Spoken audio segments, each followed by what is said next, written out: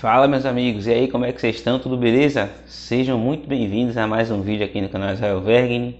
Aqui a gente fala sobre crédito, economia e negócios, e no vídeo de hoje, meus amigos, eu vou explicar para vocês o que é que está acontecendo com a finalização do Plano Safra da Agricultura para a Safra 21-22. Não esquece de curtir, compartilhar, se inscreve no canal se ainda não for inscrito, ativa o sininho das notificações e vamos para o conteúdo.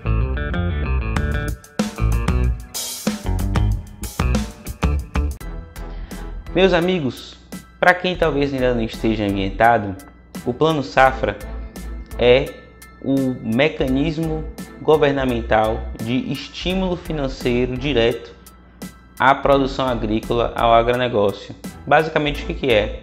É a disponibilização de crédito rural com recursos subsidiados pelo governo e que tem ali a finalidade principal de justamente aumentar a produção agrícola. O Plano Safra é um dos principais agentes financeiros de financiamento, especialmente ali do pequeno agricultor, do médio agricultor, do agricultor familiar. Pois bem, é por meio do Plano Safra que diversos segmentos estratégicos para o agronegócio brasileiro são fomentados, são desenvolvidos, desde a aquisição, por exemplo, de tratores, de máquinas, de implementos agrícolas, do estímulo direto ali ao custeio agrícola, à produção agropecuária em si, ou seja, a produção de grãos, de sementes, de café, de milho, de outros tantos produtos, a produção de proteína animal, tudo isso ele é contemplado no Plano Safra. E esse Plano Safra 21-22 tem uma característica, uma peculiaridade que lhe é muito particular. Ele pegou um ciclo de aperto monetário que não temos registro aí na nossa história recente, que foi basicamente o início do Plano Safra. A taxa Selic estava bem próxima ali dos 2% ao ano e ele provavelmente vai finalizar no mês de junho desse ano, de 2022, com a Selic aí próximo dos 12% ou 13% ao ano. Essa diferença de taxa de juros, esse aumento, portanto, do custo de crédito, fez com que o governo, em meados ali de fevereiro, iníciozinho de março, suspendesse a contratação de recursos do Plano Safra, que são chamados recursos equalizáveis. E o que é esse recurso equalizável? De maneira bem sucinta e bem simples aqui para deixar claro para todo mundo. É o seguinte, como eu comentei aqui anteriormente, o Plano Safra ele determina condições de financiamento ao crédito rural para o Brasil. E ele determina também as taxas máximas que devem ser cobradas pelas instituições financeiras. Um dos mecanismos que são utilizados para controlar essas taxas é justamente o subsídio governamental às instituições financeiras que vão efetivamente realizar essas operações para que elas consigam manter aquela taxa. E como que funciona isso? Bom, para a gente entender como funciona, primeiro a gente tem que entender que uma parte dos depósitos das instituições financeiras, dos bancos, das cooperativas, deve obrigatoriamente ser destinada ao financiamento do crédito rural. E a gente também precisa entender que nem toda instituição financeira tem interesse de pegar o seu dinheiro e aplicar no crédito rural de maneira direta, já que existe todo um trâmite operacional, toda uma burocracia e uma exigência legal que precisa ser observada para que a instituição financeira efetivamente repasse o crédito rural. Portanto, como que funciona?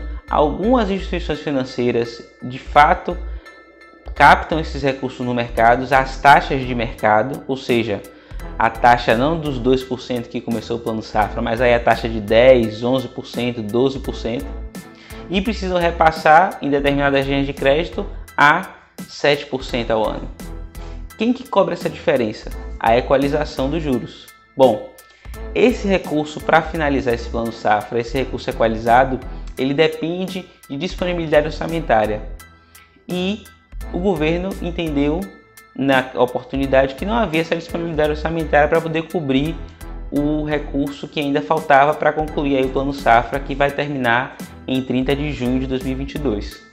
E então chegamos ao impasse, que existe uma demanda muito grande de crédito, existe também, numa outra ponta, uma dificuldade para o produtor rural em conseguir repassar os custos da sua produção para o consumidor final, já que os custos ao produtor cresceram bastante aí nos últimos meses, e a gente tem na outra ponta esse descasamento de fluxo de pagamentos, essa dificuldade de caixa do governo. Bom, qual foi a solução apresentada pelo governo e que está neste momento no imbróglio aí no Congresso Nacional? É o seguinte: existem alternativas, fontes de recursos que podem ser utilizadas para poder compensar essa diferença aí de taxa de juros, e a fonte que foi proposta pelo governo é justamente a fonte das emendas parlamentares que foram vetadas e que ainda não foram votadas ali novamente pelo Congresso. Então o governo fez meio que essa destinação, ou seja, bom, a gente tem aqui uma fonte de recursos que está parada, a gente tem um monte de recurso aqui na outra ponta que precisa ser utilizado, e a proposta é basicamente unir uma ponta a outra. Só que aí, meus amigos, chegamos naquele ponto do seguinte: os parlamentares precisam tomar essa decisão, precisam votar, e não tem nem previsão de que isso vai acontecer, não tem nenhuma data, nenhum agendamento realizado, porque essas emendas, elas têm, entre outras destinações, justamente fazer com que ali parte desses parlamentares utilize desses recursos para fazer, enfim, suas ações de promoção política e tudo mais. E aí, eu deixo aqui essa reflexão para vocês no seguinte sentido: será que de fato não faz mais sentido, nesse momento, destinar esses recursos de fato para o agronegócio e para a produção de alimentos para o Brasil e para o mundo e para a geração de riqueza? Ou ficar nessa picuinha de não ter nenhuma decisão tomada e o tempo está passando e a safra está chegando ao final? Então, esse imbróglio todo, meus amigos, ele vem demonstrando para a gente que existem, talvez, questões que vão além daquilo que talvez seja ali o bem comum, especialmente quando a gente pensa na tomada de decisão para fomentar e para manter ali a segurança alimentar, não só do Brasil, mas também do mundo. Recentemente a gente observou aí alguns dados onde a própria Organização Mundial do Comércio destaca o Brasil como um fator preponderante para a segurança alimentar do mundo inteiro. E isso vem justamente da força do agronegócio e da nossa capacidade de produzir, de ser mais eficiente, de conseguir produzir com qualidade e também com a preservação da nossa floresta, da nossa biodiversidade. Mas é importante que a gente entenda qual que é de fato a nossa prioridade. Então eu coloco esse ponto aqui para a gente pensar direito.